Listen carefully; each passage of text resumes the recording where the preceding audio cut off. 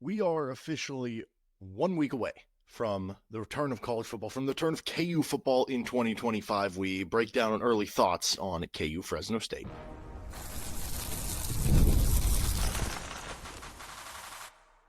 You are Locked On Jayhawks, your daily podcast on the Kansas Jayhawks. Part of the Locked On Podcast Network, your team every day.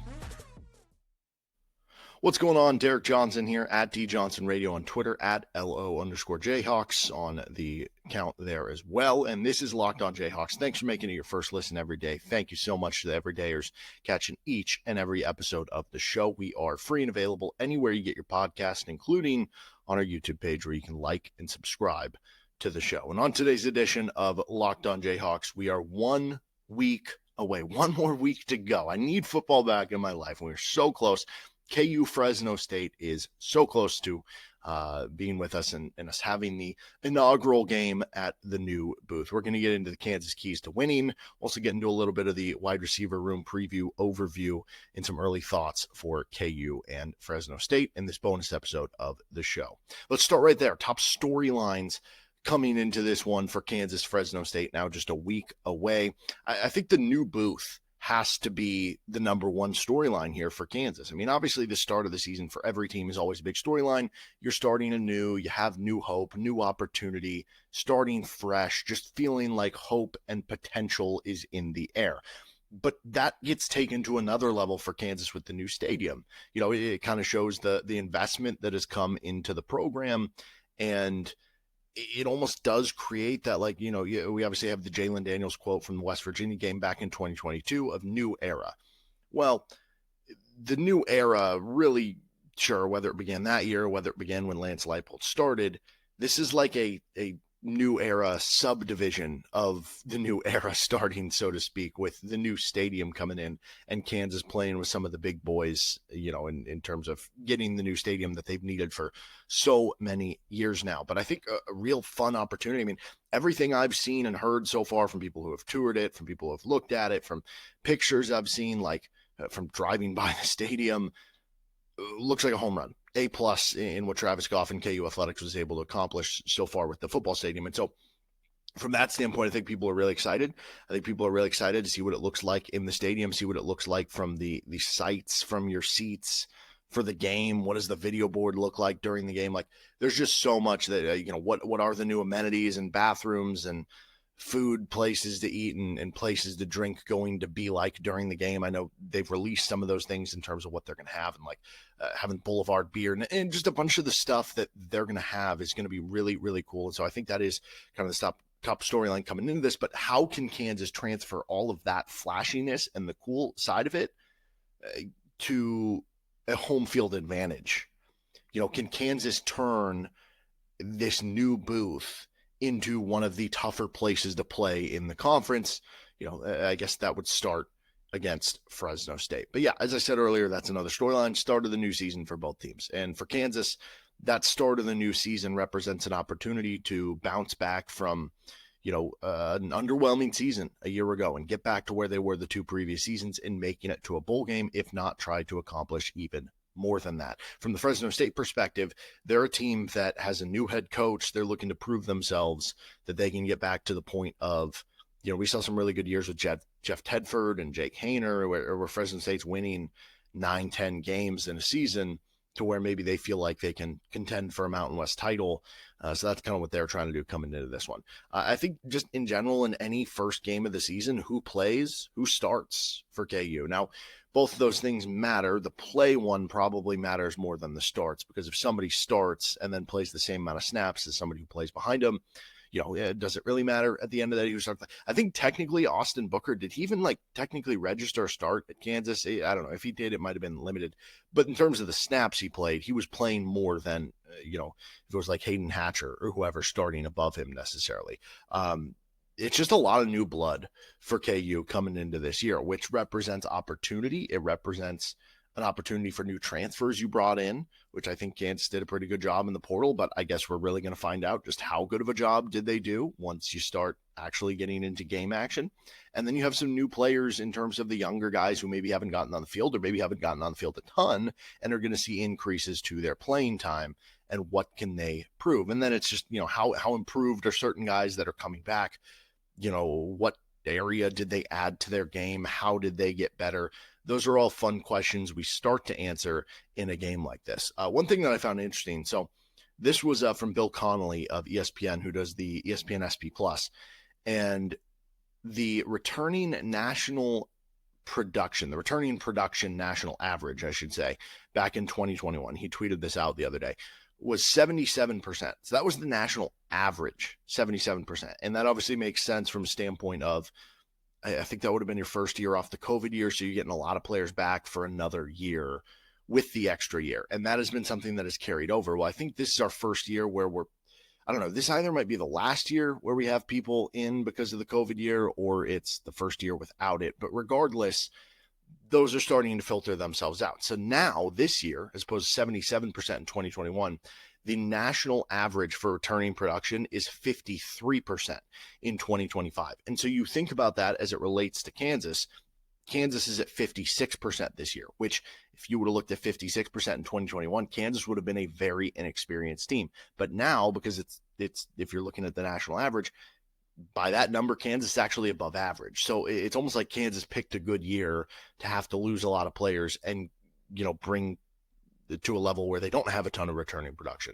So what could a win mean for Kansas in this one against Fresno State? It would be the start of the season momentum that you kind of really need, something that I don't really think you got to last year. I mean, obviously you won your first game, but you lose early to Illinois, you lose early to UNLV, and that early season momentum, it took a while for you to kind of hit the brakes on the train, so to speak.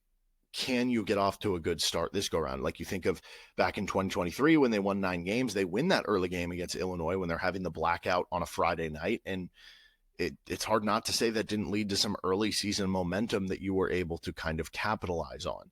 So this is one of those chances where Kansas isn't playing their FCS team in the first game. It's a chance to capture some of that momentum at the very beginning of the season, something you didn't do last year in terms of beating your Mountain West opponent.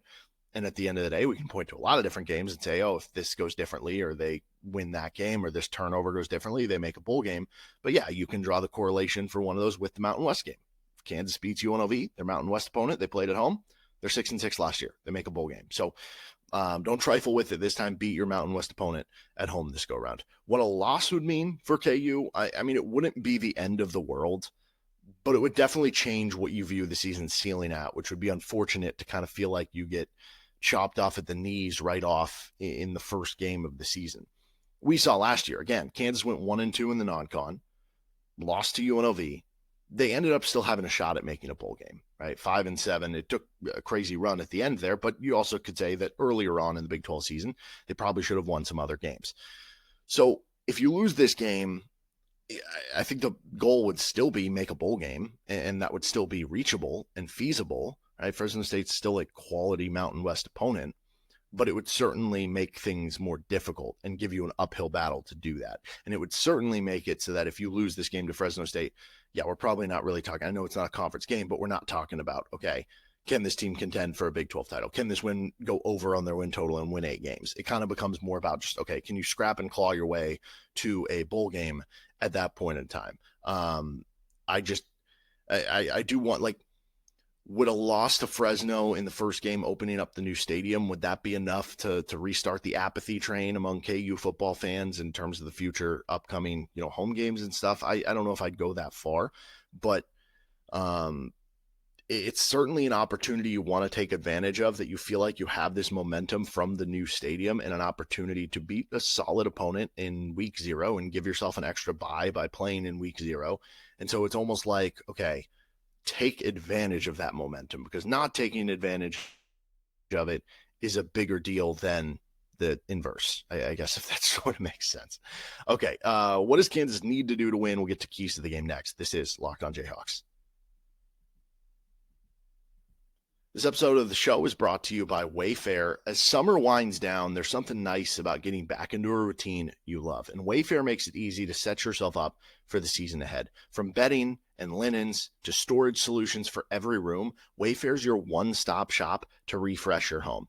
And you think about right now, okay, what are some of the things that you're going to be doing, I guess, in the fall? You're going to be probably watching a lot of football. So you'll want to deck out that area, whether it's your living room, your basement, your man cave that you're watching the sports with. And you can do that with Wayfair. They have like everything, man. I mean, if you want to deck out a room for, you want to get pet stuff, you want to get stuff for the kitchen, you want to start planning ahead for what Christmas present or a new rug that you want to buy your, I don't know, significant other coming up for Christmas, you can do all that at Wayfair. Get organized, refreshed, and back to routine for way less. Head to wayfair.com right now. Shop all things home. That's wayfair.com, wayfair.com. Wayfair, every style, every home with Wayfair. Thanks for joining us on this episode of Locked On Jayhawks. Don't forget you make Locked On College Football or Locked On College Basketball your second listen every day. We've had a lot of episodes coming out this week, and we'll have plenty more coming out this upcoming week. We did an update on some of the same things Bill Self had to say at his weekly press conference, so we did that at a bonus episode the other day. We also had a fun conversation about an upcoming book coming out, Stories from the Fog, talking a little KU basketball, history and past stories, and plenty of other KU football and KU basketball content. So make sure you subscribe to the show and check them out if you haven't already. If you're an everydayer, shout out to you. Okay, what does Kansas need to do to beat Fresno State? I think my keys to the game start with got to slow down the run game. Fresno State was not a particularly good running team a season ago. Low yards per carry, low success rate, low EPA per play running the football. But their backup running back averaged like 6 yards a carry. Now he's the starter. He actually had more success than the starter, but the starter was getting more carries. I don't know why.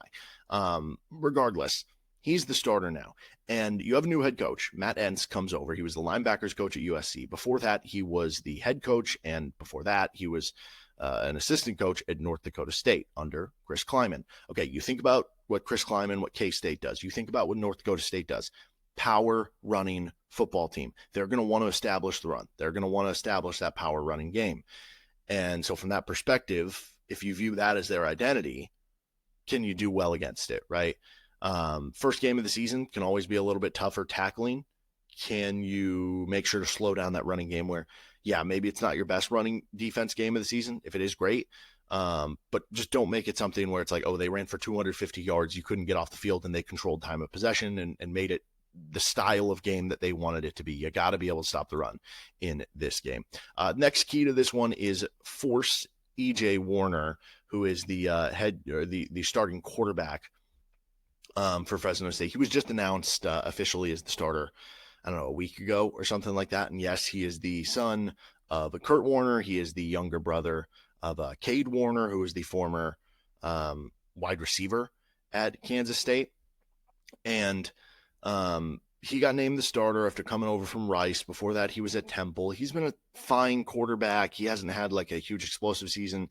He hasn't been bad, but he is somebody who will throw the occasional interception. He doesn't quite have a career 2-to-1 touchdown to interception ratio. It's slightly below that. And he will definitely throw one or two of those turnover worthy throws, especially over the middle of the field, seemingly. Can you take advantage of that, right? If you get the opportunity, that's great, but you still got to come down with the ball. You still got to come down with the play. And so for Kansas, you think about, can you come up with that play, right? At the end of the day, this isn't a game that Kansas is projected to win by 4 or 5 touchdowns. This is a game they're projected, FanDuel has it at 13.5. So that's still a close enough game that you got to take advantage of the plays when you get them. The next key is KU's new offensive tackles. They're going to be tested right away. So what can they do? Can they at least be solid for you in this game? I'm not putting the expectation that this offensive tackle group for Kansas, and Calvin Clements, we know he'll be the starter at left tackle. I think who's going to be the starter at right tackle still remains to be seen. We'll see when the depth chart comes out upcoming this week leading up to the game. Maybe it'll be listed as an or. Enrique Cruz was brought in late from Syracuse as a former starter there. Could he be the starter? Is it going to be somebody who has maybe been developing in the program that's going to beat him out, like a Nolan Gorsica?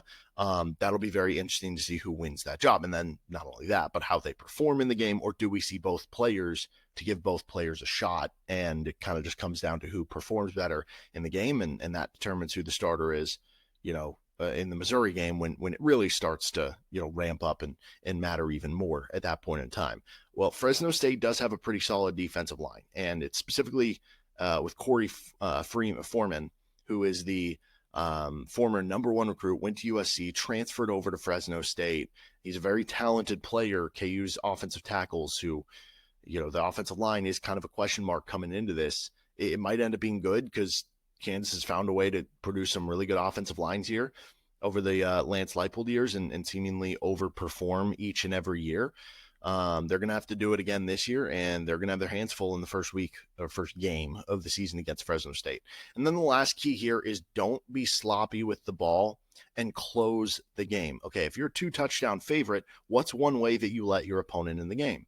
Being sloppy with the ball. Fumbles, interceptions. And we especially saw the interception bug plague Jalon Daniels in the first half of last season, right? He ended up with more interceptions than touchdowns over the first 5 games of the season for KU football last year. You need Jalon to be sharp right off the bat. And it's always that fine line with, like, you don't want guys to be check down Charlies. You want guys taking risks. You want guys throwing downfield. You want guys to, like, sometimes I don't know that any interception is good, but some interceptions are not as bad as others, so to speak. It's like, okay, I had a one-on-one shot here. I took the shot. Their guy just made a better play, right? Like, sometimes that happens. But the key will be not compounding on those. And we saw in the Illinois game, especially, like, that was costly for KU. So avoid that as part of this here. The other part of it that I said was close the game out. Because as we know, Kansas struggled closing the games out last season. And if this does end up being, right, again, if you're talking 13.5 point spread, like, what if it's a 10-point game with 8 minutes to go and Kansas has the football with an opportunity to say, hey, we can go down, get a touchdown, put this game away, 17 points with, by the time we score, I don't know, 5-6 minutes to go, this game's over. Versus you punt the ball away, now Fresno goes down, now it's a 3-point game with 4 minutes to go, now there's pressure on you to get a couple first downs and wrap up the game, otherwise they're getting the ball back late. That's something that you want to avoid in this first game of the season, and especially from a standpoint of, you've talked all offseason, you've talked in fall camp about finishing, about closing out games. Go do it in a game like this that, if you do blow them out, that's great. But again, we saw them lose to UNLV last year. The bowl game, I don't think it was as close as the final score was against Mountain West opponent. It was a 13-point final score. Kind of felt like it was more than that, but still, that's within 2 touchdowns. And then you think about the Nevada game that you played on the road in Reno. That was a touchdown game as well. So you've had close games with these Mountain West opponents. You were able to close out 2 of the 3. Can you close out this one at home in front of your new digs, in front of your the new version of the booth? Let's get to our receiver room preview, receiver room overview next. This is Locked on Jayhawks. Today's episode of Locked on Jayhawks is brought to you by FanDuel Sportsbook, baby. August 26th is officially FanDuel Futures Day. It's a brand new holiday for football fans who live for bold predictions and preseason hunches. For just 24 hours, FanDuel's giving you deals on NFL season predictions. So whether you're calling your MVP, eyeing a long shot division winner, or ready to crown your Super Bowl champ before week 1 even kicks off, this is your moment. And I believe August 26th, I believe that's like a Tuesday or a Wednesday. I don't know. If you want to ask your boss if you can get it off work since it's a new holiday, I probably don't recommend that. But, if you do, let me know how that goes. But yeah, you can even get some stuff on KU football. For instance, if you're a big believer in what Jalon Daniels is about to do this season, you can bet on Jalon Daniels to win the Heisman. You can bet on a bunch of Big 12 players, right? Maybe you like somebody as a sleeper. And right now, Jalon Daniels going off at 100-1 to win the Heisman upcoming this year. So that's pretty cool. You want to get Kansas to make it to the college football playoff, you can do that over at FanDuel as well. You can get them at plus 1040. I actually like it better if you think that could be the case. I would prefer to bet them to win the Big 12 because you can get that at plus 1500, but you can figure out what you want to do over at FanDuel, the official sportsbook partner of the Locked On Podcast Network. Just visit the FanDuel app today. Start planning your future bets now because Futures Day is one day and one day only. FanDuel, play your game. Thanks for joining us on Locked On Jayhawks. And don't forget to check out some of our recent episodes. And again, thank you to the everydayers catching each and every episode. So the receiver room for KU becomes a very interesting position group, one that lost a ton of production and talent from last year's team. I mean, Luke Grimm, LJ Arnold, and Quentin Skinner were basically 3-year starters for KU. And that's a lot going out the door. And now they've kind of overhauled it with different styles of player. Like you think of Quinn Skinner was this elite deep ball player who made unbelievable catch after unbelievable catch. He was more of a straight line speed guy and had really good size. With LJ Arnold, he was more of your intermediate guy that could do a little bit of everything. With Luke Grimm, he was kind of a do-it-all guy as well, not as big-bodied as LJ Arnold. Maybe you think of him more as your go-to slot player, and he was the guy that Jalon Daniels had the best connection with. That goes back to his time back in 2020. Whenever Jalon was on the field, it was always Luke Grimm as kind of the main target. Even in some of the seasons where maybe Arnold or Skinner had more yards than Luke Grimm. It was always, with Bean, his connection was always with Arnold and Skinner a little bit more, although, all three had connections in other ways. But now it's a group that has a lot more yard after catch guys. Specifically, you look at the top, the projected starters. I think Emmanuel Henderson, 6'1", 190 senior. He only has 5 career catches. Compare that, he has 9 career tackles from playing special teams at Alabama. But again, you're at Alabama. You're behind guys who are projected first-round picks down the road, day 1, day 2 picks. You were a former, top 100 recruit in the country as a running back. The question is going to be, that transition to receiver. How good are you at the refined parts of the game, making catches and stuff? When you get the ball in his hands, or before he gets the ball in his hands, he should be able to use that speed to really blow by DBs in a real way. I think he's going to have a huge season this year.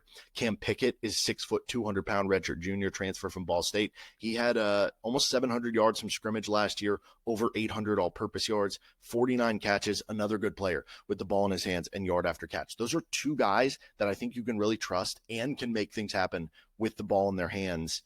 Maybe better than any of the receivers that were on last year's KU roster, right? There's certain things that Luke Grimm and LJ Arnold and Quentin Skinner did better than I think the combination of Pickett and Henderson will do. But that's one key difference that I think both players are going to be better at than what KU had, and that'll help Jalon Daniels. It'll be some free given yards that those guys just kind of earn over the course of a play that you don't really plan for, that makes it easier to pad those stats in a real way. I think that receiver 3 starter probably, we'll see what happens when the depth chart comes out. Bryson Canty was probably the favorite to win one of those. He's the transfer from Columbia, 6'2", 205 redshirt senior, but he's been banged up in fall camp. And so does that prevent him from starting? It probably does. And I don't know how long, I don't know if he's still injured. I don't know if it's going to cause him to miss time in the season, but he's a very productive player. 17 touchdowns, almost 1,700 yards on 108 career catches in Columbia at 4 seasons. I hope he can get on the field and up and running, even if it's in the midpoint of the season, because he is somebody who could be a game changer for KU, but they need him to kind of get in the flow of things and get back and get healthy. Levi Wentz, maybe he takes advantage and starts because of the Canty injuries, but 6'2", 205, another kind of big-bodied receiver who wins contested catches, can do it downfield. He has 40 catches, 621 yards, and a touchdown last year at Albany, making the step up. He'll certainly get playing time. And then the other guy, your kind of big returner, Doug Emelian, 6'1", 190-pound redshirt senior, only 11 career catches, but he's had some fun ones. I certainly think of the one he had at Iowa State in Ames in 2023, and known as kind of being a good route runner as well. This is his final season at Kansas. We've seen Lance Leipold and staff, if things are basically a tie, like kind of give the nod to the upperclassman, to the senior guy, the guy who's been around the program. I think of Hayden Hatcher starting over Austin Booker at the beginning of his career, and we talked about that on Locked On Jayhawks, and how maybe that means they give the nod to Emelian to start things off right away. But again, I think it's going to be a rotation of guys playing. Then you have your battling for the 2 deep. I think Keaton Kubeka. I look at those 3 guys. Whoever wins the starting job, your 3rd starter. The other 2 on the 2 deep, and then your other 2 deep is probably going to be Keaton Kubeka, 6'2", 210, redshirt sophomore, was injured last year. Another bigger bodied receiver that has been helpful for KU on special teams in the past. And we'll see if he starts to, get ingrained in the offense, rotate in a little bit here or there, that we can see some flashes to be like, okay, we feel good about you being a starter in 2026. The other guy that would either go in the future to watch category or battling for the 2 deep, I'm not entirely sure because it's been a short offseason for him with KU and Lawrence, is Jaden Doss, 5'11", 190 redshirt sophomore, former highly recruited player from the nearby area, went to Nebraska, transfers over, another good yard after catch player, and it'll be interesting to see if he can crack the two deep. Maybe somebody who I look at as like on the Kobe Baines path. Kobe Baines transferred into Kansas from Louisville, another power, 4 university. Same with Jaden Doss coming from Nebraska, obviously very different positions. But with Kobe Baines, by the time, we got through midway to the end of that first year he transferred over, he wasn't, I don't think, on the two deep to start the year, but he started rotating in later in the season. Then he becomes basically a starter level player by snap count. You look at it for the next couple of seasons, and obviously he's a starter again on this year's team. I wonder if that would be the case with Doss. If he's not on the two deep to start, and then all of a sudden we get, past a midway point for Kansas, they're off a bye week, and then Doss all of a sudden starts rotating in here and there, and by the end of the season, he's playing a little bit more snaps, and then you feel good about him starting come 2026. That would not shock me with Jaden Doss. Other future players to watch: Bryson Hayes, Jaden Nickens, Tate Nagy, and Jackson Cook, all freshmen coming in, a 4-player freshman class. Jaden Nickens had the most recruiting ranking buzz on him. Bryson Hayes, a speedster in state. Jackson Cook, kind of your bigger bodied, downfield speeder from out of state, I think Georgia. And then Tate Nagy is your former quarterback from the Kansas City area, obviously the son of Matt Nagy, the offensive coordinator for the Chiefs, and somebody who is very quick and could profile into being a really good slot receiver. Then you also have Bryce Cohoon, Mac Moeller, Israel Moses V, and Donald Collier. I think those are all walk-ons on the team. So the biggest questions and storylines, I think, for this unit: what is that loss of production and experience going to mean for KU?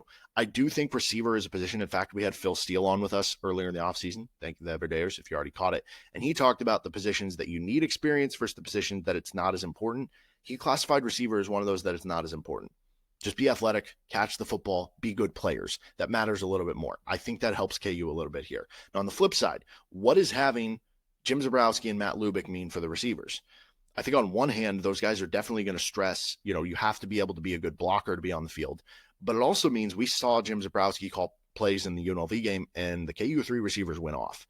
I think this could be a little bit more receiver friendly than each of the last 2 offensive coordinators. In Kotelnicki's case, it was so spread out. It was tight ends getting heavily involved, running backs getting heavily involved. I think with Jeff Grimes, the receivers were definitely involved, but it wasn't necessarily to their skill sets. It was, we want to throw a lot of stuff downfield. We want to throw a lot of stuff behind the line of scrimmage. And this receiving core actually might be a little better at both of those things.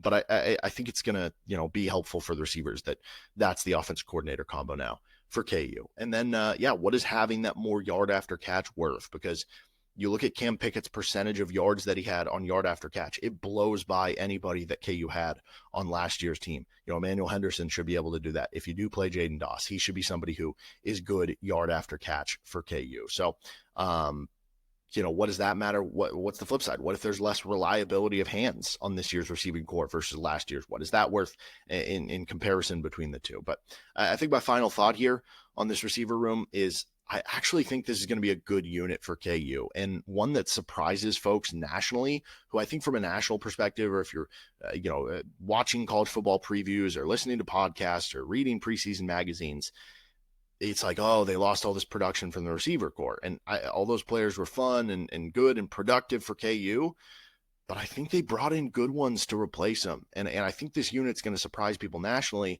They're going to look up at the end of the day and be like, oh yeah, KU got really good production from the receivers they brought in via the transfer portal. So I do think this is going to be an underrated position for Kansas coming into the year, and we'll see what they can do in week 0 against Fresno State. All right, that'll do it for this episode of Locked on Jayhawks. You can find our show anywhere you get your podcast, including on our YouTube page, where you can like and subscribe to the show. See you next time with LOJ.